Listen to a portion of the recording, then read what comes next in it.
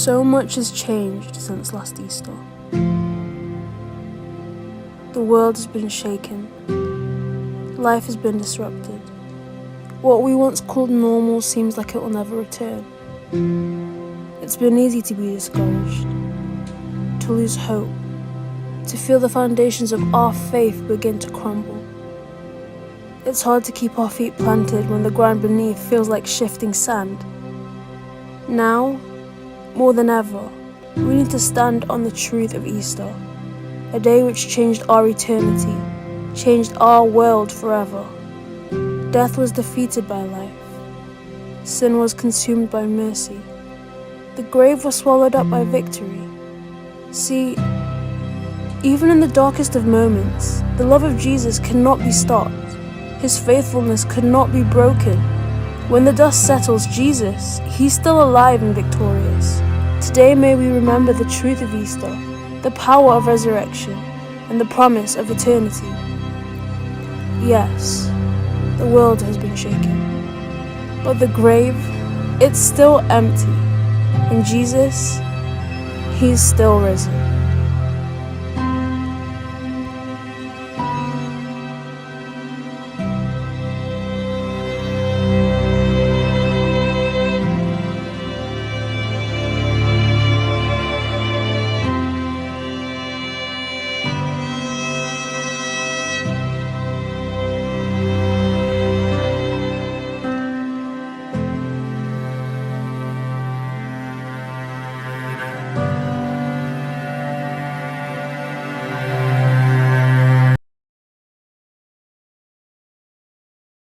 Then Jesus went with his disciples to a place called Gethsemane. Sit here while I go over there and pray. He went a little further on, threw himself on the ground face downward and prayed, "My Father, if it is possible, take this cup of suffering from me, yet not what I want, but what you want."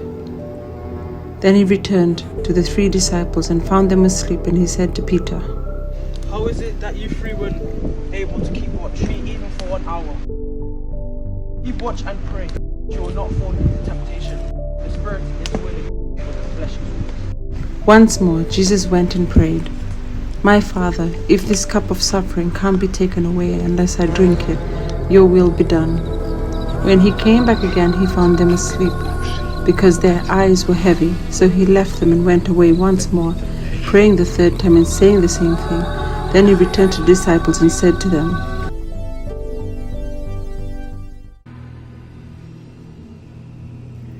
"Are you still sleeping and resting?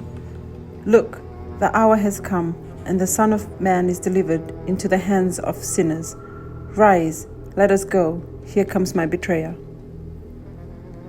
While he was speaking, Judas, one of the 12, arrived, with him a large crowd of men with swords and clubs, sent from the chief priests and the elders of the people. Now the betrayer had arranged a signal with them. Like this is the man. Arrest him. Going at once to Jesus and kissed him. Do what you have come to do, friend. Do what you have come to do, And friend. the man stepped forward, seized Jesus, and arrested him.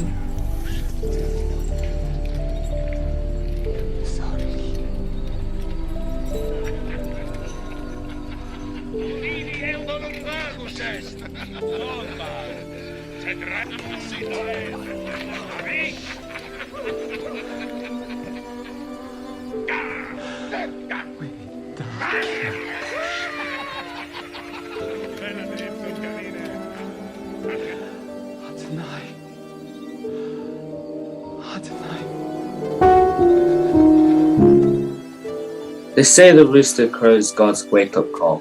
At least it was for me. The whole night was just a blur, okay? I didn't comprehend. None of us could comprehend everything that was going on.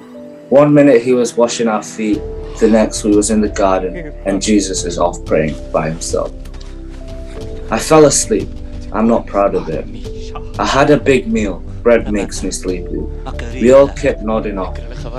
Next thing I know, Judas is planting a kiss on Jesus' cheek, and I cut off some guy's ear. It was a mistake. I'm a fisherman, not a swordsman. Jesus is taken away, and we all ran. It wasn't but a couple of hours before I looked him in the eye and told him, even if everyone else abandons you, I never will. So I stopped running and went back. The guards took Jesus to the high priest's house. I try to get in, and I'm standing at the door, and this girl comes up to me and says, You were with him, and you was one of his disciples. I felt eyes, like through my face filled flushed with fear. I've been exposed, and I lashed out in a sort of embarrassment and fear. So I blushed her off. No, you got the wrong guy. I finally get in, and I'm warming up by the fire in the middle of the courtyard when one of these guards recognizes me from the whole incident in the garden and says, Get him. He was with him. I say, No, I'm not. It was easier the second time to deny him. Then some wise guys say, You have to be with him. I can tell by your accent. This is the way I talk. I can't help that. So I scream at them, say a few things I'm not proud of, and say, I don't know him. I don't know him. Please, I don't know him. And then I heard the most blood-curdling sound. I hear the rooster crowing, and that's when Jesus turned and looked at me. He knew. I was looking to the eyes of Jesus as they were leading him out. There's no escaping the gaze. Even if I have to die with Jesus, I'll never disown you. What a joke. I mean, come on. What would you do? I ran. I ran so fast for so long. And what did they do? They killed him. They crucified Jesus.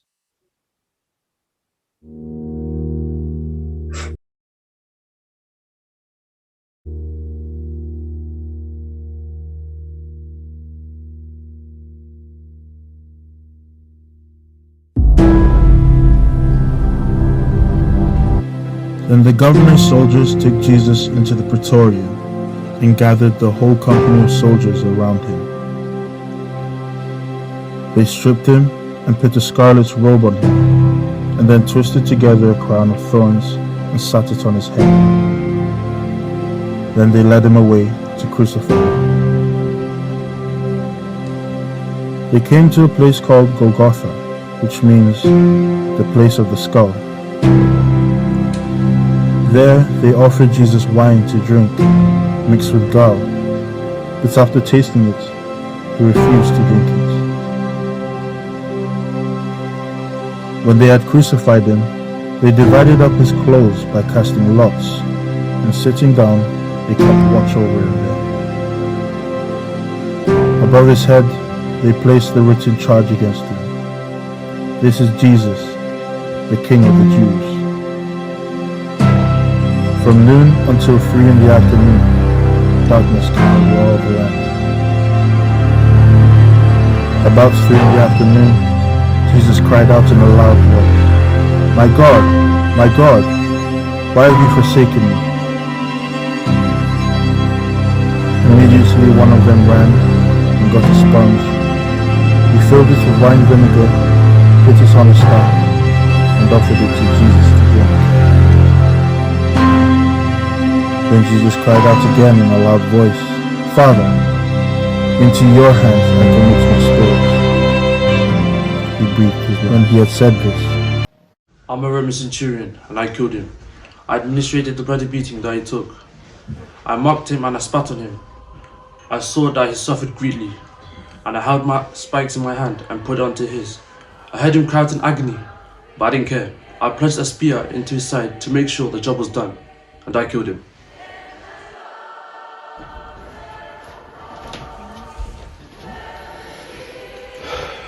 I am a Pharisee, and I killed him. I knew he was innocent, and I still killed him. He threatened the belief system I'd had all my life. He threatened my way of life. He threatened my power and my influence. So I made up charges against him. I brought in many false witnesses. I stirred up a mob. And I got the Roman officials to hang him on a tree. I killed him. I am Barabbas, and I killed him. I am a thief, and I killed him. I was a notorious prisoner, sentenced to die. Rightfully so, though. I've killed so many people. I was a notorious prisoner, sentenced to die, and rightfully so, for my crimes were numerous and undeniable. The mob could have had me killed. My life was traded for his, even though he was innocent. I mocked him even as he hung on the cross next to mine. I mocked him even though he was innocent. He could have saved himself right there. If he had just said the right words to Pilate. I am convinced he could have saved himself right there if he had merely spoken the word. Instead, he turned and forgave me and told me that I would be with him in paradise. It could be said his life was given for mine. It could be said that his life was given for mine. I killed him. My sins killed him. I am me. I am you. I am us. And I killed him. And you've killed him. And we killed him. My sin drove the nails. Your sin drove the nails. Our sin drove the nails. He died because I rebelled against God. Because I was not interested in walking in his ways. Because I chose a course that took me away from God. And there was only one way back. A sentence of death had to be served.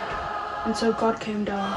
In the form of a man to serve the sentence, to die in your place, to endure sting after sting of your sin inflicted on his body, to be mocked and jeered by your sin again and again, to be spit on by your sin right in his face again and again, and after all that to take our sin upon his shoulders and stumble through the streets under the weight of it, to be stretched out across our sin and then nailed brutally to our sin, until his blood poured like a river over our sin.